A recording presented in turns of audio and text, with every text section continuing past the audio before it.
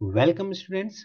चलिए इस वीडियो में देखते हैं properties of modulo operator. Modulo operator क्या होता है ये तो हमने प्रीवियस वीडियो में देखा है। ठीक है। इससे पहले हम लोगों ने करीब 6 वीडियोस मैंने अपलोड कर रखा है। उसमें आपको डिटेल से बताया गया है modulo operator, equivalence class, right, equivalence relation, सब कुछ पढ़ाया गया है। कुछ क्वेश्चंस भी कराया गया है। इस वीडियो में हम लोग स्टार्ट करेंगे प्रॉपर्टीज ऑफ मॉड्यूलो ऑपरेटर के रिलेटेड, राइट। तो इसको समझने से पहले आइए कुछ ऑब्जर्वेशन करते हैं हम लोग। जैसा कि मैं आपको हमेशा कहता हूँ, फर्स्ट ऑब्जर्वेशन देन फॉर्मुलेशन। पहले ऑब्जर्व कीजिए देन उसको फॉर्मुलेट कीजिए। चलिए, जैसे अगर मैं लिख रहा हूं 17 मॉड 5, राइट। अगर हम 17 को 5 से डिवाइड करेंगे तो रिमाइंडर क्या आएगा? ऑफ कोर्स 2 आएगा। आप यहाँ पे देख सकते हैं 17 को अगर आप 5 से डिवाइड करेंगे, सो 5 3 जा 15 और रिमाइंडर आएगा 2। ये हमारा फर्स्ट ऑब्जर्वेशन था। सेकेंड ऑब्जर्वेशन, अगर मैं 17 को देखिए, 17 को अगर मैं ऐसे लिखूं 15 + 2, राइट, और अब मैं अगर मॉड 5 लिखूं तो क्या होगा? देखिए, है तो अभी भी 17 ना। 15 + 2, 15 + 2 अभी भी क्या है? 17 ही है, कोई चेंज नहीं है। तो इस केस में क्या होता है, अगर आप देखिए एडिशन के टर्म में लिखते हैं तो है ना, ये मॉड 5 देखिए एक ही बार लिखा हुआ है, कॉमन लेके, ऐसे समझिए। तो इसका मतलब आपको इसका भी रिमाइंडर निकालना है और इसका भी रिमाइंडर निकालना है। तो 15 को 5 से डिवाइड करेंगे तो रिमाइंडर क्या आएगा? 0। और 2 को 5 से डिवाइड करेंगे तो रिमाइंडर क्या आएगा? अभी भी 2। देखिए अभी भी रिमाइंडर 2 आया। और ऑब्जर्व करते हैं, चलिए, क्या मैं 17 को ऐसे लिख सकता हूँ 10 + 7? बिल्कुल लिख सकता हूँ। मॉड 5, अभी भी फिर से ऑब्जर्व करते हैं, इसका मतलब 5 से इसको डिवाइड करके रिमाइंडर लिखिए, 5 से इसको डिवाइड करके रिमाइंडर लिखिए, राइट। सो 5 2 जा 10, 0, एंड 7 को जब 5 से डिवाइड करेंगे तो क्या आएगा? रिमाइंडर 2। अभी भी देखिए रिमाइंडर क्या आ रहा है? 2 ही आ रहा है। आप इसको और भी ब्रेक कर लीजिए, कितना भी ब्रेक कर लीजिए। क्या मैं इसको 5 + 5 + 2 लिख सकता हूँ? बिल्कुल लिख सकता हूँ। और सॉरी, नहीं लिख सकता हूँ। 5 + 5 प्लस मुझे 7 लिखना होगा, तभी ये 17 बनेगा। और ये ले लेते हैं मॉड 5। तो फिर से इसका मतलब इसको भी डिवाइड कीजिए, रिमाइंडर लिखिए, इसका भी रिमाइंडर लिख के ऐड कीजिए, इसका भी रिमाइंडर लिख के ऐड कीजिए। तो ये जगह 0 + 0 + 2, दैट्स द 2। तो आई थिंक अब आपको ऑब्जर्व होने लगा होगा। अच्छा, ऐसा भी कुछ नहीं है कि मैं पहला नंबर डिविजिबल ही ले रहा हूँ 5 से, तो आपको ऐसा कुछ रूल है? आप कुछ भी ले सकते हैं। 17 लिखना है ना, 11 + 6 ले लीजिए, मॉड 5, राइट। इसका मतलब आप 5 से 11 को डिवाइड कीजिए, रिमाइंडर लिखिए, और 6 को डिवाइड कीजिए, रिमाइंडर लिखिए, और उसका सम देखिए।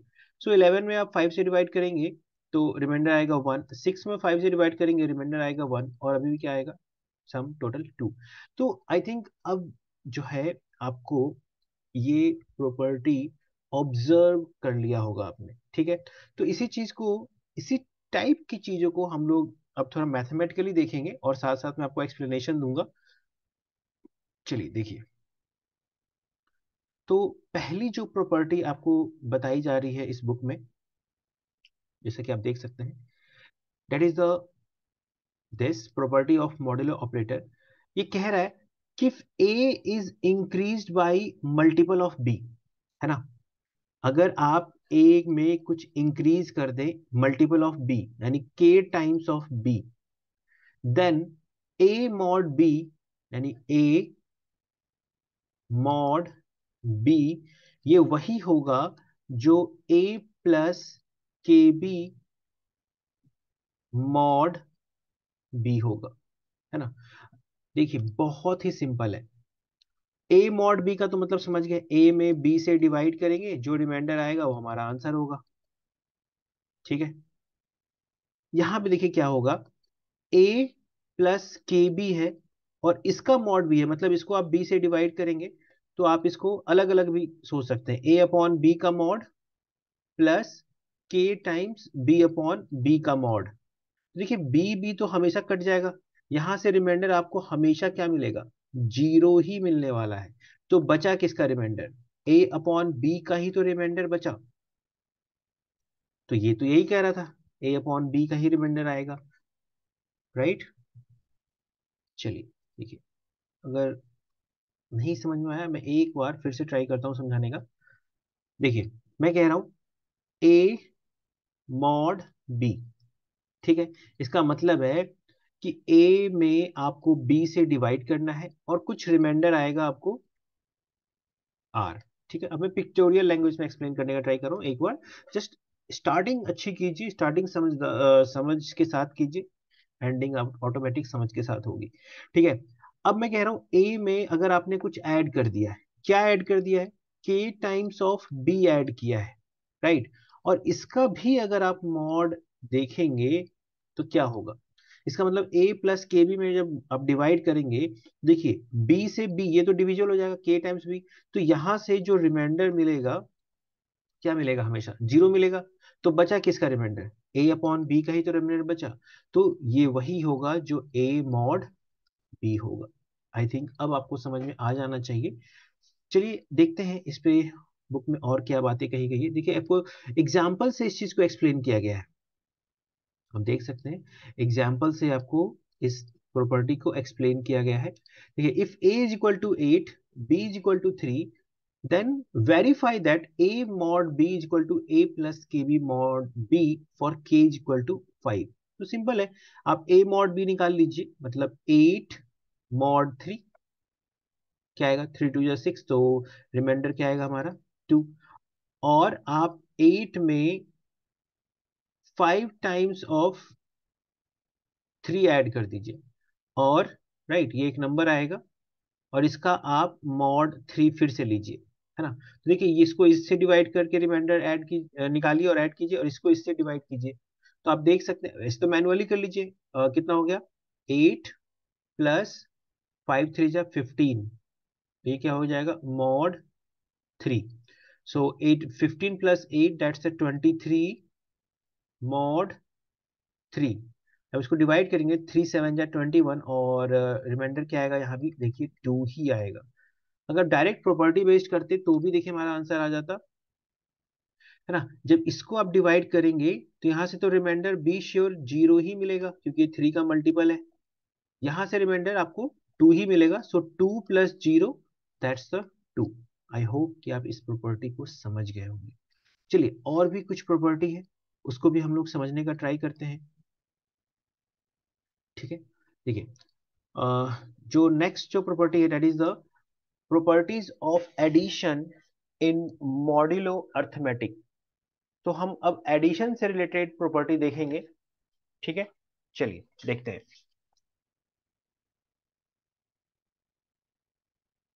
So what's the first property saying? The first property बहुत ही सिंपल है, जो हम लोग अभी डिस्कस किए थे बिल्कुल स्टार्टिंग में ही। If A plus B is equal to C, right, तो क्या कह रहा है?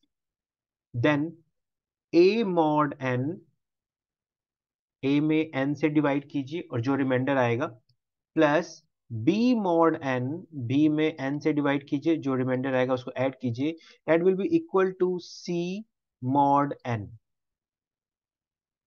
सी में क्यों? क्योंकि A plus B is equal to C है, हमने 17 अपॉन 5 वाला एग्जाम्पल लिया था। अच्छा, अब देखिए फिर से मैथमेटिकल लैंग्वेज, ये देखिए बार बार आपको मॉड एन बोलना पड़ रहा है ना। अच्छा थोड़ी लग रहा है बोलने में, A mod N plus B mod N is equivalent to C mod N. क्यों ना मैं एक बार में कुछ शॉर्ट में बोलूं, सो मैं बोल सकता हूं ए प्लस बी का mod N, right, will be equivalent to C mod N. बोल सकता हूं, बिल्कुल बोल सकता हूं, सी मॉड एन, राइट।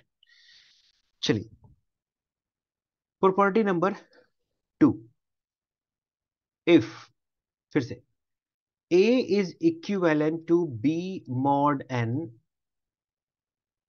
इसका मतलब ए में अगर आप एन से डिवाइड करें तो जो रिमाइंडर आएगा, और बी में एन से डिवाइड करें तो जो रिमाइंडर आएगा, दोनों सेम है। अगर ऐसा है अगर ऐसा है तो रूल क्या कहता है, आप a प्लस के, ए में कुछ ऐड कर दीजिए, सेम नंबर बी में ऐड कर दीजिए, और अगर आप उसी n से डिवाइड करेंगे तो रिमाइंडर क्या आएगा, सेम आएगा।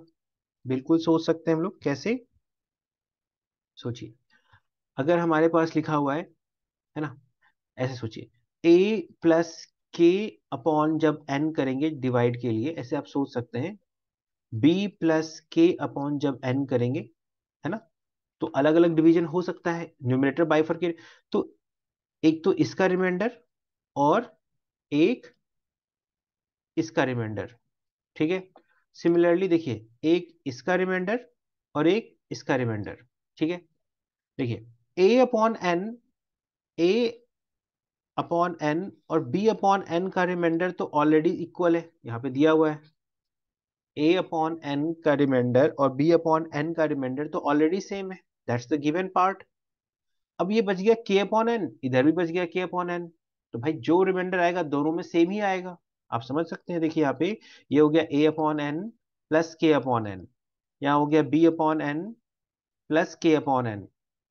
देखिए, तो क्वेश्चन में तो ये दिया ही हुआ है कि a अपॉन एन का रिमाइंडर इक्वल है b अपॉन एन के रिमाइंडर से, तो बचा क्या, k अपॉन एन का रिमाइंडर और k अपॉन एन का रिमाइंडर, तो ये तो इक्वल है ही, तो ये तो इक्वल होगा ही, ठीक है। तो आई थिंक आप सेकेंड प्रॉपर्टी भी समझ गए। क्विकली हम लोग इसको देखने का ट्राई करते हैं, वीडियो को ज्यादा बड़ा नहीं करना चाहते। Third property, if a is equivalent to b mod n, right, अब आपको आदत पड़ जानी चाहिए इसको समझने की, c is equivalent to d mod n, तो प्रॉपर्टी क्या कहती है, प्रॉपर्टी कहती है कि a plus C will be equivalent to b plus D mod n। देखो, इसको भी आपको उसी तरह से इजी लैंग्वेज में याद करने का, समझने का तरीका होता है। इसका मतलब क्या है कि a में जब आप n से डिवाइड करेंगे तो जो रिमाइंडर होगा वो इक्वल होगा b अपॉन n के, मतलब a में जब आप डिवाइड करेंगे n से तो जो रिमाइंडर होगा, और b में जो डिवाइड करेंगे n से तो जो रिमाइंडर होगा, दोनों सेम होगा। सिमिलरली इसको भी समझ सकते हैं, c में जब आप n से डिवाइड करेंगे तो जो रिमाइंडर आएगा that will be equal to d में जब आप n से डिवाइड करेंगे तो इक्वल होगा। अब देखिए यहां लिखा हुआ है कि a प्लस सी में जब मैं n से डिवाइड करूंगा तो जो रिमाइंडर होगा that will be equal to b plus D upon n, जब मैं n से डिवाइड करूंगा तो ये रिमाइंडर के इक्वल होगा। ऐसा हम प्रूफ कर सकते हैं, सोच सकते हैं। न्यूमरेटर बाइफरकेट हो सकता है, a अपॉन एन का remainder plus c upon N का remainder should be equal to b upon N का remainder should plus d upon N का रिमाइंडर, ऐसा होना चाहिए। तो है तो क्या दिक्कत है, a अपॉन एन का remainder already b upon N के रिमाइंडर के इक्वल है आपके पास। देखिए ऊपर लिखा हुआ है a अपॉन एन का remainder already b upon N के रिमाइंडर के इक्वल है, it's a given part, right. Just ये देखिए, एक कंप्लीट व्यू में मिलेगा आपको, ठीक है। अब देखिए, c अपॉन एन का रिमाइंडर ऑलरेडी गिवन है कि ये d अपॉन एन के रिमाइंडर के इक्वल है, देखिए यहाँ पे लिखा हुआ है, तो ये तो सही बात है ना। तो आपको देखिए इस तरह से छोटे छोटे एक्सप्लेनेशन दे रहा हूं मैं, आप इन पे सोचना शुरू कीजिए और कमेंट सेक्शन में लिख के बताइए अगर आपको इनमें कुछ समझने में प्रॉब्लम है, तो उसको फिर मैं देखूंगा कैसे एक्सप्लेन करना है। And fourth point, fourth property, if A is equivalent to B mod n, right? Then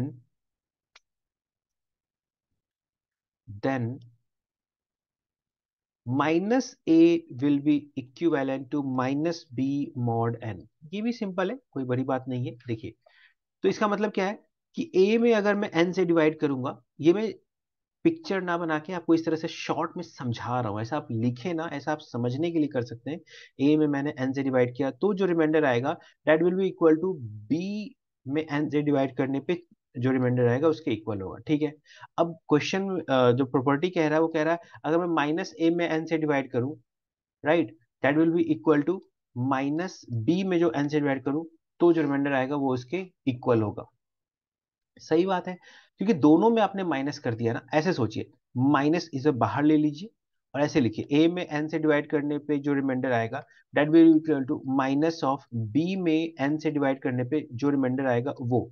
अब क्वेश्चन में तो ये दिया ही हुआ है कि ए अपॉन एन, यानी ए में डिवाइड करने पे जो रिमाइंडर आता है वो इक्वल है बी में एन से डिवाइड करने पे रिमाइंडर के।